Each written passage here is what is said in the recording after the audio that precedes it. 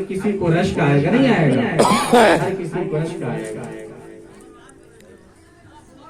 آج بچے کے حوالے سے لے لیا جائے، بہت ہی کم سمے ہے، خاص کر ہے نا ابھی نیپال میں بھی بہت اطیت پچھڑے لوگ سب ہے تعلیمی معاملات میں، اور تعلیمی معاملات میں جو ہمارے مسلمان جو ہیں الپسنکھیک جو ہے کافی زیادہ پچھڑا پڑا ہوا ہے۔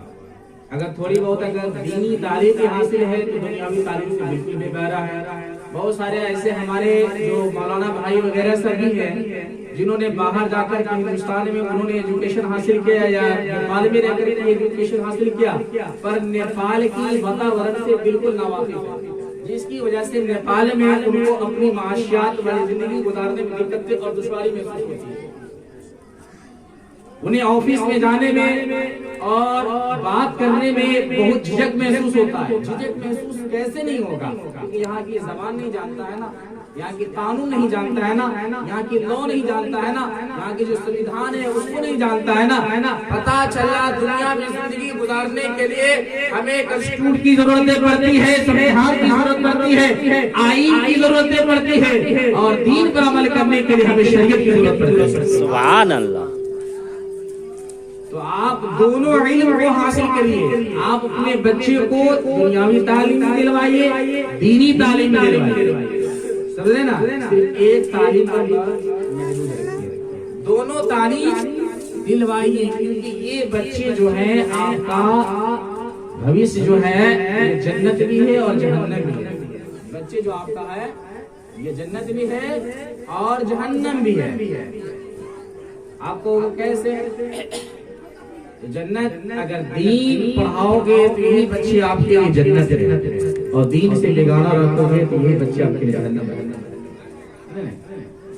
تو تعلیم پر سب سے زیادہ فوکس دیجیے۔ آج سارے لوگوں میں کیا ہے، بھاگا بھاگی کا ماحول چلا ہوا ہے۔ نیپال میں سب سے زیادہ اگر کوئی بدیش رہتا ہے تو مسلمان رہتا ہے۔ ہمارے جو غیر جو ہے وہ اپنے بچے کو پڑھا لکھا کر کے چھوٹا ہی جاب صحیح لیکن جاب دلواتا ہے، 10,000 کا ہی صحیح 5,000 کا ہی صحیح وہ جاب دلواتا ہے، کیونکہ وہ بھویش دیکھ رہا ہے، فیوچر دیکھ رہا ہے۔ ہم وقتی دیکھ رہے ہیں، موجودہ دیکھ رہے ہیں، ہم بھویش نہیں دیکھ رہے ہیں۔ کاش اگر آپ بھی پڑھے لکھے ہوتے اپنے بچے کو پڑھائے ہوتے، پڑھائیے، اور یہاں کی جو سروس ہے وہ سے دلوائیے، تاکہ وہ بچے ہیں کہ نہیں آپ کی گاؤں کے لیے، آپ کی محلے کے لیے زیادہ سے زیادہ کام کر سکے۔ سمجھ رہے ہیں نا؟ زیادہ سے زیادہ کام کر سکے۔ ہوتا کیا ہے، بدیش کما رہا ہوتا ہے، چھوٹی چھوٹی چیزیں کی ضرورتیں پڑ جاتی ہے، آفس میں چلا جاتا ہے، پتا کچھ ہی نہیں، نہ بچہ کو پتا ہے، نہ بچے کے باپ کو پتا ہے، نہ ماں کو پتا ہے۔ اب کہہ دیتا ہے جس کام کے لیے 100 روپے کی ضرورت ہے، کہتا ہے کہ 5,000 روپے لگے، 500 روپے درکار لگے گا۔ اب تو آتا نہیں نا، کما دیتا ہے۔ تو یہ ہماری کمی ہے کہ نہیں ہے؟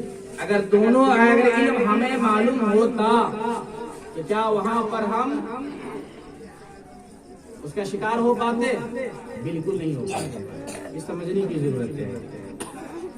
اور بچے کو پڑھانے کے لیے دیکھیں، تربیت جو لفظ ہے نا بہت چھوٹا سا، لیکن جب اس کی گہرائیوں میں جائے گا تب جا کر کے اس کا معنی مفہوم سمجھ میں آئے گا۔ پوری زندگی گزار جائے گی پھر بھی تربیت کا مفہوم نہیں سمجھ میں آئے گا۔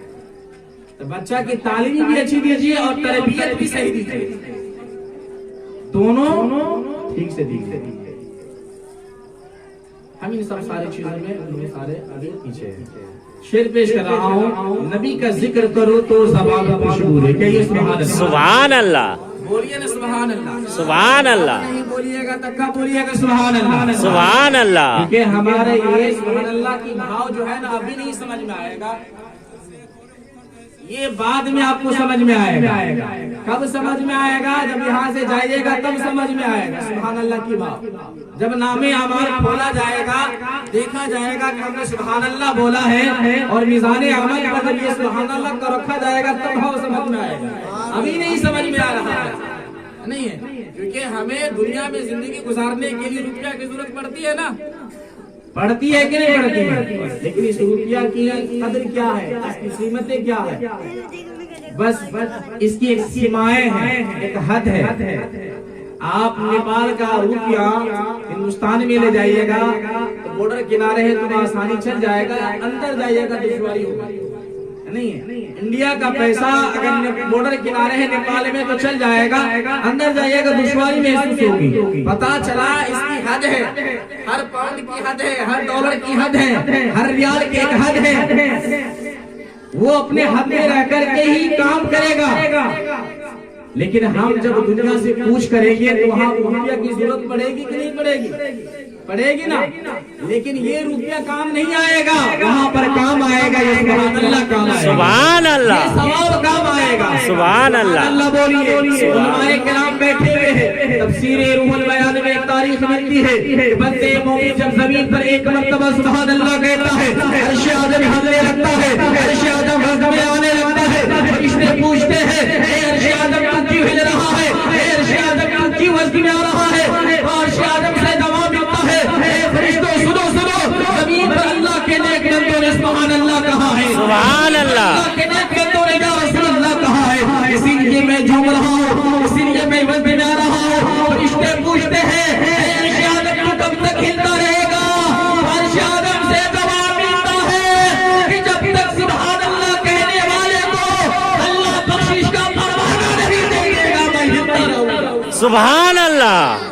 آپ زمین پر بیٹھے ہیں اور عرش اعظم آپ کے لیے دعائیں خیر کر رہی ہے، اب بھی خاموش بیٹھیے گا، پڑھ رہا ہوں نبی کا ذکر کروں تو زبان خوشبو دے، سبحان اللہ، جہاں پہ ذکر ہو ان کا تو وہ مکان خوشبو دے، سبحان اللہ، بکھیر دے جو فضاؤں میں اپنی زلفوں کو، زمین جھوم اٹھے آسمان خوشبو دے، سبحان اللہ، سبحان اللہ، نصیب ہو جو پسینہ شہد عالم کا تو ایک فرد نہیں بلکہ پورا خاندان خوشبو دے، سبحان ایک اللہ، فرد نہیں بلکہ پورا خاندان خوشبو دے۔ حضرات یہ تو عشق والوں کی بولی تھی، نبی سے چاہنے والوں کی بولی تھی، نبی کی مت والوں کی بولی تھی۔ آئیے ہندوستان کی سرزمین پر ایک شاعر ہے کالی کا پرشاد، جو ہندو شاعر ہے، جو میرے نبی کی شان میں کہتے ہیں اور لکھتے ہیں اور کہتے ہیں، کیا کہتے ہیں؟ سننا چاہتے ہیں؟ کہیے سبحان اللہ، سبحان اللہ، کا پرشاد کہتے ہیں کہ گر شمس و قمر کو کوئی ہاتھوں میں اٹھا لے، سبحان اللہ، گر شمس و قمر کو کوئی ہاتھوں میں اٹھا لے، شمس کہتے ہیں سورج کو، قمر کہتے ہیں چاند کو، اسی شعر میں ایک لفظ آئے گا نالین، جن سے مراد ہے میرے نبی کی جوتی مبارک، وہ جوتی مبارک جس کی شان پوچھنی ہو تو بریلی کے امام احمد رضا کے چھوٹے بھائی سے پوچھو، استاد زمر کہتے ہوئے نظر آتے ہیں کبھی بھی یا رسول اللہ جو سر پہ رکھنے کو مل جائے لائے پاک حضور، پھر کہیں کہ تاجدار ہم بھی ہیں۔ اب پنڈت کالی کا پرشاد کہتے ہیں گر شمس و قمر کو کوئی ہاتھوں میں اٹھا لے، دولت کونین کوئی دامن میں چھپا لے، اور پوچھے کالی کا پرشاد سے کہ تو کیا لے، اے کالی کا پرشاد تمہیں کس چیز کی ضرورت ہے، تمہیں کس چیز کی حاجت ہے، تمہیں سطح چاہیے، حکومت چاہیے، مال و دولت چاہیے، بتاؤ تو صحیح تمہیں کس چیز کی ضرورت ہے؟ تو کالی کا پرشاد کہتے ہیں گر شمس و قمر کو کوئی ہاتھوں میں اٹھا لے، دولت کونین کوئی دامن میں چھپا لے، پھر کالی کا پرشاد سے پوچھے کہ تو کیا لے، تو نالین محمد کو آنکھوں سے لگا لے، سبحان اللہ، نالین محمد کو آنکھوں سے لگا لے، نالین محمد کو آنکھوں سے لگا لے۔ یہ عشق والوں کی بولی ہے۔ ایک کبیر داس ہے جنہوں نے بڑا ہی خوبصورت کا شعر کہا ہے۔ ہم لوگوں کی حالات کو دیکھ کر کے کہ آج ہر کوئی کیا ہے کہ دکھ میں ہوتا ہے نا اللہ اللہ اللہ اللہ کرتا ہے کہ نہیں کرتا، اور سکھ میں ہوتا ہے تو بھول جاتا ہے۔ کبیر داس جی کا دوہا ہے کہ دکھ میں سمیرن سب کرے، سکھ میں نہ کرے کوئی، اور سکھ میں سمیرن جو کرے تو دکھ کاہے کوئی۔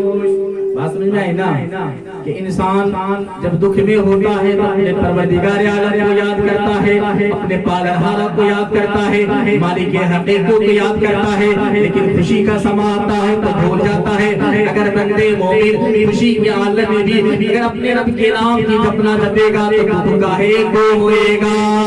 قرآن مجید میں رب کائنات ارشاد فرماتا ہے وما اصابکم من مصیبت فبما کسبت ایدیکم، تمہیں تو وہی مصیبتیں دی جاتی ہے جو تمہارے ہاتھوں نے کمایا ہے، سبحان اللہ، تمہارے ہاتھوں نے کمایا ہے۔ کہ پریمی ڈھونڈت میں پھروں پریمی ملے نہ کوئی، پریمی سے پریم ملے وش سے امرت ہوئے کبھی، وش سے امرت ہوئے۔ وقت کی قلت دامن گیر ہے، انہی چند کلمات کے ساتھ گفتگو کو ختم